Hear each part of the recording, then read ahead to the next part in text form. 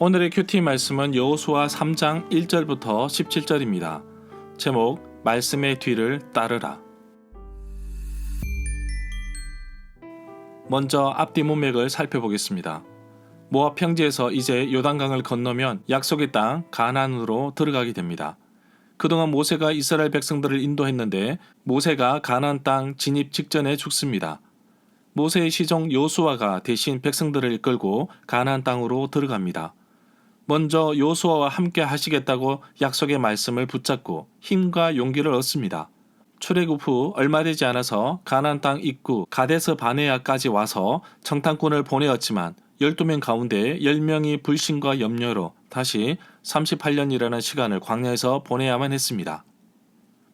광야에서 40년이라는 시간을 보낸 이스라엘 백성에게 드디어 3일 후면 요단강을 건너 가나안 땅으로 들어가라는 명령이 주어집니다. 가나안 땅은 단순히 가서 정착하면 되는 땅이 아니라 전쟁을 해서 얻어야 하기 때문에 전투를 준비해야 합니다. 우선 또다시 가나안 땅에 정탐꾼을 보냅니다. 그런데 가나안 땅의 입구라고 할 수 있는 여리고에서 그만 발각되고 맙니다.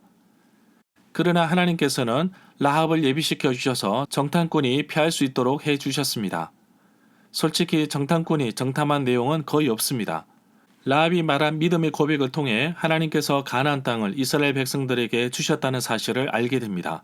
라합 역시 자기 자신과 자기 가족의 구원을 위해 여리고를 배신하고 정탐꾼들에게 구원의 계획을 세웁니다. 정탐꾼의 보고를 들은 여호수아는 확신합니다.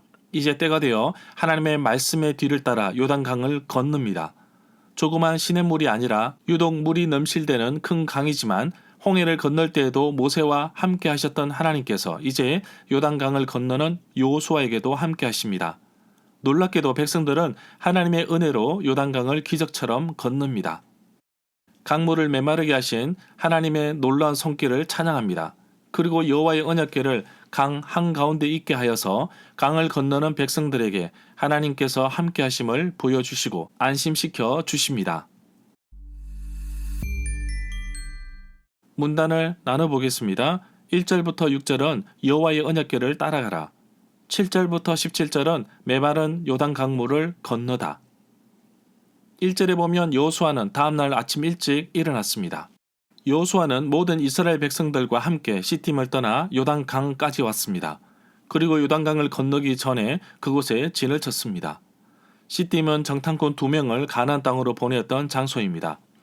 아카시아로 번역되어 있는데 조각목입니다. 언약궤를 만든 재료이기도 합니다. 2절에 보면 3일 후에 지도자, 지휘관들이 진 사이를 두루 돌아다닙니다. 출애굽기나 민수기에 보면 백성들이 광야에서 움직이거나 머물 때에 진을 칩니다. 기본적인 의미는 군사용어로 예전에 군사들의 대우를 편성하고 배치하는 것을 말하는데 쉽게 생각하면 광야 캠프장이라고 생각하고 진을 텐트를 친 구역이라고 볼 수 있습니다. 3일, 사흘의 근거는 여호수아 1장 10절에 나옵니다. 여호수아가 백성들의 관리, 지도자들에게 진중을 두루 다니면서 양식을 준비하라고 하였습니다. 곧 요단강을 건너야 하기 때문입니다. 이렇듯 여호수아 2장을 건너뛰어 1장 11절로 연결되는데 여호수아 2장은 따로 전해 내려오다가 나중에 이곳에 삽입되었다는 견해도 있습니다. 3절부터 4절에 보면 지휘관들이 백성들에게 하나님의 여호와의 언약궤를 들고 메고 가는 것을 볼 것인데 이곳을 떠나 제사장들의 뒤를 따라가라고 합니다. 여호와의 언약궤를 너무 가까이 가지 말고 2000규빗 정도의 거리를 두고 따라가라고 합니다. 이스라엘 백성들이 길이를 잴 때 사용한 도구가 규빗입니다. 히브리어로 암마라고 하는데 1규빗은 팔꿈치에서 손가락 끝부분까지를 말합니다. 그래서 아주 정확하지는 않습니다. 대략적인 길이로 50cm로 보기도 하고 에스겔에서는 이것에 손바닥 폭을 더한 것도 1규빗이라고도 합니다. 이스라엘 백성들이 여호와의 언약궤를 일정한 거리를 두고 따라야 하는데 1규빗이 50cm라면 백성들이 간격을 두고 따라야 하는 2000규빗은 약 1km 정도 됩니다. 6절에 보면 제사장이 언약궤를 맵니다. 정확하게 말하면 레위 지파 고핫 자손들 가운데 제사장들이 어깨에 언약궤를 맵니다. 언약궤에 손이 닿지 않도록 언약궤를 만들 때 막대기를 끼울 수 있는 고리를 만들었고 백성들이 보지 않도록 천으로 덮었습니다. 8절에 보면 언약궤를 맨 제사장들이 물 한가운데로 들어갔으며 모든 백성들이 마른 땅을 다 건너기까지 강 한가운데 굳게 서 있었습니다. 10절에 보면 이미 출애굽기 33장 2절에서 가나안 족속들을 쫓아내겠다고 약속하셨습니다. 신명기 7장 1절에서도 힘이 센 7족속을 쫓아내신다고 말씀하십니다.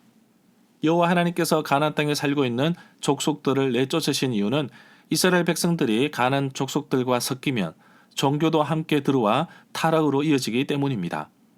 실제로 이스라엘 백성들은 가나안의 우상들을 받아들여 혼합주의 형태로 나타났습니다. 그러나 이스라엘 백성들은 항상 말합니다. 우리가 언제 여호와를 섬기지 않았습니까? 어떻게 보면 맞는 말처럼 들리지만 이스라엘 백성들은 여호와 하나님도 섬기면서 동시에 가나안 우상도 섬긴 혼합주의 형태였습니다. 하나님께서 바라시는 것은 온전한 헌신, 온전한 예배인데 이스라엘 백성들은 이것을 놓쳤습니다.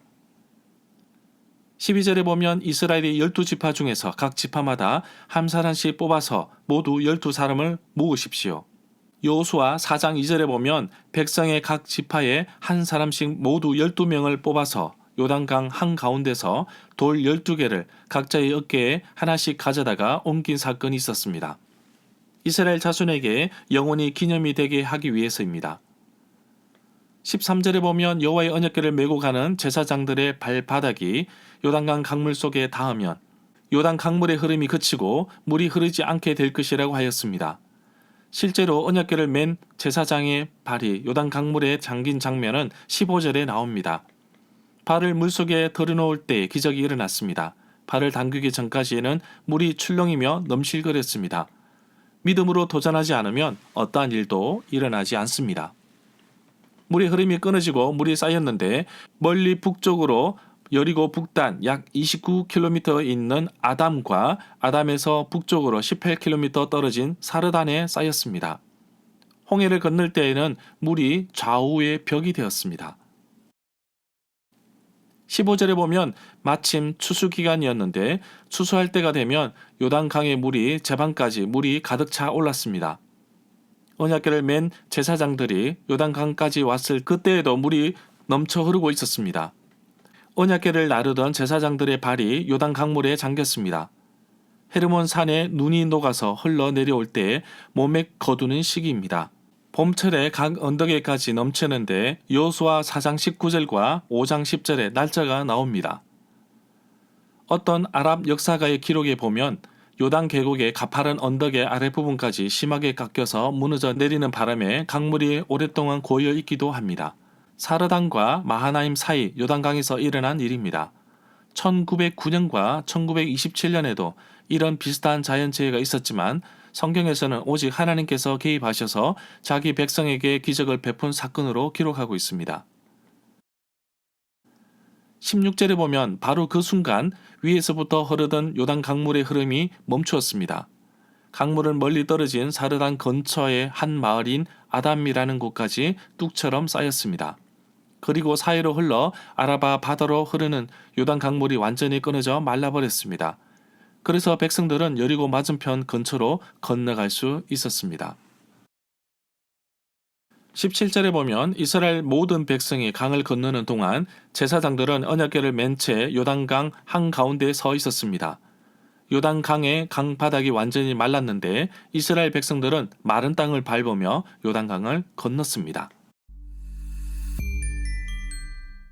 절마다 상세한 설명과 구절 해석, 핵심 내용과 중심 줄거리는 네이버 블로그에 올려져 있습니다. 내게 주시는 교훈입니다.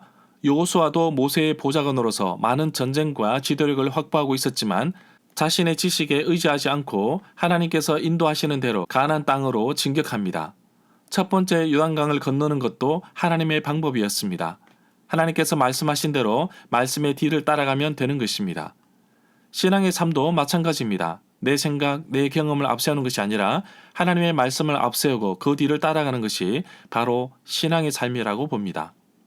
말씀이 멈추라 하면 멈추고 가라고 하면 갈 때 하나님은 나의 삶을 가장 좋은 방법, 좋은 곳으로 인도하십니다.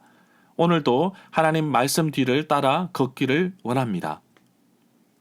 오늘날 요단강은 시냇물처럼 졸졸 흐르는 것을 볼 수 있지만 이 당시는 강물이 넘실거리며 범람의 위기까지 이를 정도였습니다.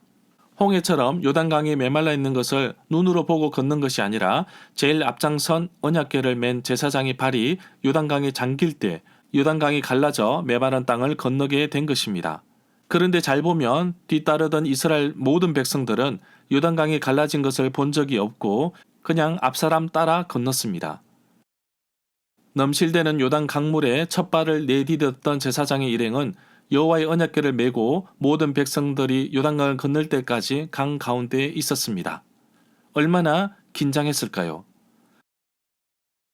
넘실대던 요단강에 믿음의 발걸음을 내디딘 것도 대단한데 또 언제 요단 강물이 덮쳐와 넘실대며 흐를지 모르는 그 두려움과 불안 속에 백성들이 다 지나가기까지 강 한가운데 서 있어야 했습니다. 자세히 보니 제사장의 모습이 바로 나의 모습이었습니다. 고난 속에서 믿음의 발을 내딛는 것도 나의 모습이었고 두려움과 불안 속에서도 고난 가운데 멈춰 서 있는 것도 바로 나의 모습이었습니다. 그러나 한 가지 깨달은 것은 하나님 말씀의 뒤를 따를 때에는 아무런 걱정이 없다는 것입니다. 하나님께서 함께 하실 때 넘실대던 요단강도 마르게 하시고 그 위험한 상황 속에서도 안정과 평안을 주십니다. 하나님 아버지, 나의 삶이 마치 징검다리처럼 위험한 강물을 폴짝폴짝 뛰듯이 하나님 앞으로 한 걸음씩 나아갑니다. 하나님, 오늘도 믿음의 눈으로 세상을 바라보며 말씀의 뒤를 따라 살아가게 하옵소서.